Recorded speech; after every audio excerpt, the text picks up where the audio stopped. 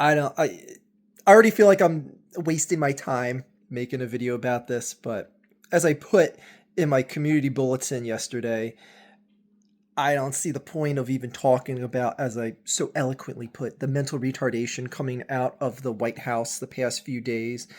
This whole releasing of classified information on that Signal app. Uh, a security director in Mike Waltz that I don't know how he isn't fired to the moon and beyond at this point. But I do know why, and we're going to talk about that here. And honestly, I got a new phone. I just wanted to shoot a video on it as well. That was the tie-breaking vote there. I got the Galaxy S25. All right. Anyways, that cheap plug out of the way. There's a lot of things that you can criticize the Trump campaign on, and there's a lot of things that you can criticize MAGA supporters of.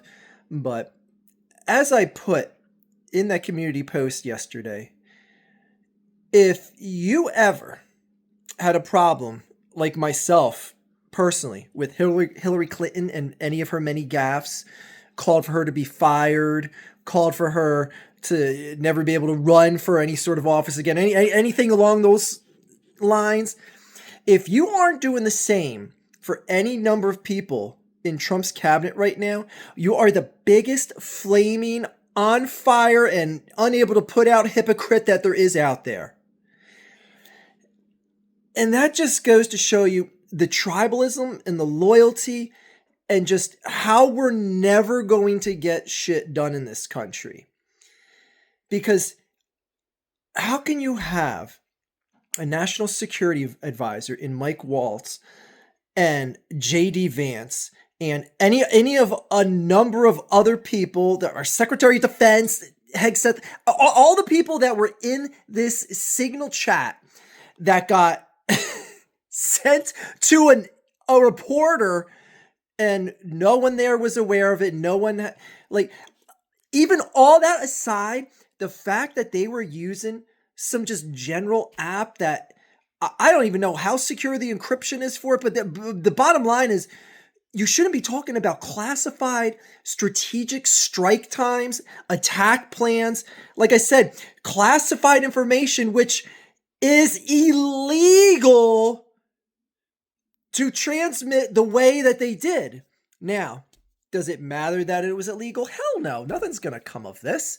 I'm not going to sit here and tell you that, oh, don't worry, there's going to be some congressional inquiry and heads are going to fly and blah, blah, blah. You're going to see some scolding. You're going to see some talking and some fist shaking and stuff like that. And that's all you're going to get from it.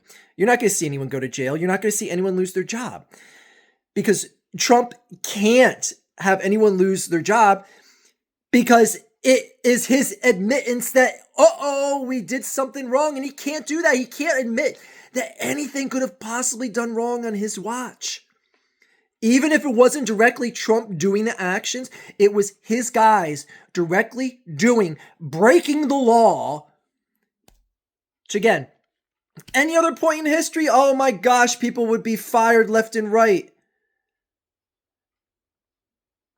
Again, if this was Joe Biden and his Secretary of Defense, his National Security Advisor, oh my God, MAGA would not be shutting up till the cows come home over this. And you know it. The tremendous double standard, hypocrisies, what have you, is mind-boggling. We are in such a bizarre time right now. And not to mention, this chat that was going on the Signal app, one of the individuals that was in this conversation happened to be in Russia at the time. Like, forget not knowing that you invited a reporter in. You should know, like, oh, should we be talking to the guy that's in Russia right now? Shouldn't we just assume that any data that is coming in to the motherland right now is going to be discovered? Like, don't you think that the KGB, the FSB is watching any single American individual that is from Trump's office and monitoring their cell phone information that is coming into them?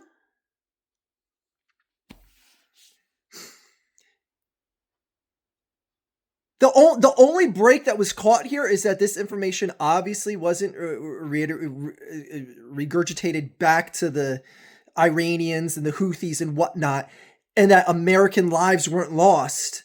Luckily, the strike still went on. Luckily, no one knew enough to know enough to stop America or even just impede their operation. But to just the fact that that Trump can just say like, oh, hey, stuff happens, he called the wrong person or something like that. I don't know. That's how Fox News was spinning it the other night. They just said, we've all invited someone into a group chat that we didn't mean to. Stuff happens. Like, no, you don't talk about classified strategic strike military operations on some cell phone app. If that doesn't speak of the Mickey Mouse conglomeration that Trump has in the White House right now, I don't know what to tell you guys. And that's the thing. Nothing's going to happen from this. Nothing. Don't count on anyone losing their job or going to jail as they deservedly deserve to. Again, I want to find all those people that said Hillary Clinton deserves to be locked up. If you're not saying the same thing right now, then take a look in the mirror and try and understand what you're seeing. It is mind-boggling. And I'm one of the people that wanted Hillary Clinton locked up, so don't blame me and call me some bleeding heart liberal over here. Anyone that's watched this channel for more than a second knows that I was one of the biggest, staunchest critics of Hillary Clinton. Said she had no business running for president. Said she should have got fired from her job. Said she should have went to jail. All those things. So don't sit here and tell me I'm the libtard only crying because my side isn't getting appeased here. Anyway, I will never understand why anyone in this country is okay with moving towards autocracy. If you love Russia so much, go ahead and move there. But ask yourselves this, why has in any point of the last 150 years, has there never been a sudden influx? If Russia is this great just bastion of adulation, standing up against wokeness and all that, why don't people ever move to Russia? In large numbers, like you do see to America? Why is America the country that people have always wanted to come to, and Russia is the country that people have always wanted to get out of? Let's just think about things as simplistic as possible here. You seriously want this country to move under an autocratic system like Donald Trump wants it to be. He wants to stay in office as president. He doesn't want to leave. He doesn't want Democrats to be in control of Congress or Senate or anything along those lines. This is what, and I looked this up just to let you guys know. I looked up United Russia's numbers. If you don't know what United Russia is, it's the political party that Vladimir Putin is a part of in Russia. All right, it's basically Russia. All right. For those of you who don't know how powerful United Russia is, let me tell you, let me just put these numbers out here and tell me if that's what you want in this country. United Russia. All right. The Federation Council, which is the equivalent of their Congress over there, or their congressman, whatever. There's 178 seats in the Federation Council. Guess how many of those people are a member of the United Russia Party? Take a wild guess out there if you don't know the number, okay? There's 178 seats. How many of those seats do you think are members of the United Russia Party, okay? 178 seats, okay? I gave you a minute to think. 136. 136 of 178 seats. Boy, do you think that remaining 30 some odd, I can't do the math real quick in my head. Do you think that remaining 30 or some has any sort of power, any sort of ability to challenge a system or anything like that in Russia? Is that what you want in America? How about governors, okay? Governors, all right? The independent governors, okay? Think of how there's 50 governors in America, okay? Now, there's 89 governors in all of Russia.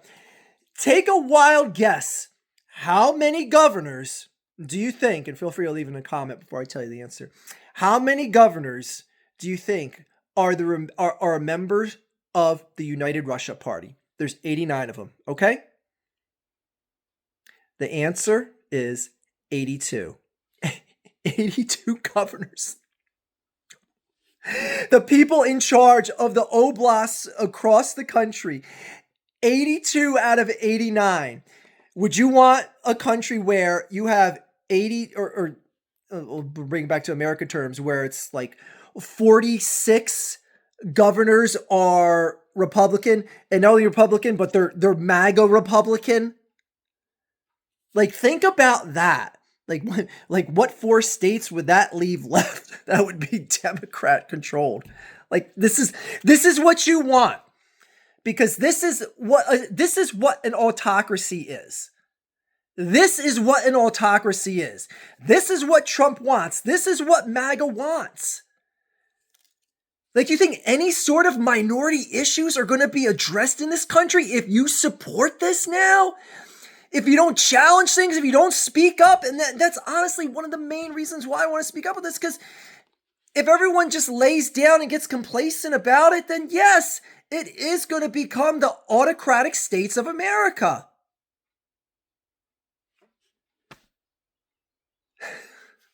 This is madness. And we have a president that just brushes everything off. I called Vladimir Zelensky a dictator. I don't remember saying that. Next question. Like, that's all he has to do and say. The press doesn't press him on anything. Like, no. You said it a number of times. You spoke out. You said it at a number of rallies and stuff. Explain yourself. You can't just say, I don't think I saw that. Not even the press presses this guy. Like, this is what happens in Russia. When there is a scandal, which there are many of in Russia, when some high-ranking member, if they're a member of the good old United Russia Party, if there's someone in Vladimir Putin's cabinet siphoned off money that was given by taxpayers and he kept it for his own personal gain, which happens any of a many number of times. Oh, well. Are we going to hold an inquiry about that? Nah, we're good. Move along. In fact, press, you're not even going to talk about it. Like, is that what you want in America? You want the press to be told what to say or do? You want political opposition to just, accidentally fall out of high windows? Like, is that really what we want? Because I hate to break it to you, people. We are, and you could say it's over-exaggerating or I'm speaking in hyperbole or anything like that. We are moving towards that. So anyways, yeah, don't expect anything to come out. Like this was one of the most egregiously stupid anythings that I've seen actual cabinet members commit in I don't know how long since Watergate. And stop adding gate to the end of things. Like, they're already calling this Signal Gate. God, like, the Watergate was the name of the hotel. Adding a gate like it's some sort of like suffix that you add to something to make it seem scandalous just sounds stupid. Stop doing that. It wasn't the Water Hotel, and then to make it a scandal, we called it the Watergate. Anyway, that minor quibble aside. But mostly here, I want to hear from the Trump supporters more than anyone else. I get anyone that's not a Trump supporter that sees this and says, like, yeah, Mike Waltz should be fired, should be tried and charged and go through due process and all that. Like, I get everyone on the non-MAGA side. What do MAGA supporters, what do you have to say about this? How can Mike Waltz be our national security advisor? How? Like, make the case. He should be our national security advisor because, and then finish that sentence. Or else admit you just don't have the possible ability to criticize anything or anyone under MAGA. Just admit it. Just admit that you're blind. And I'm sorry, I know I'm a hypocrite. I said Hillary should go to jail, but honestly, Mike Waltz shouldn't. Like, just admit, just say, you know what? I'm a hypocrite. I want Trump to stay in power. I want all his guys to seize the power.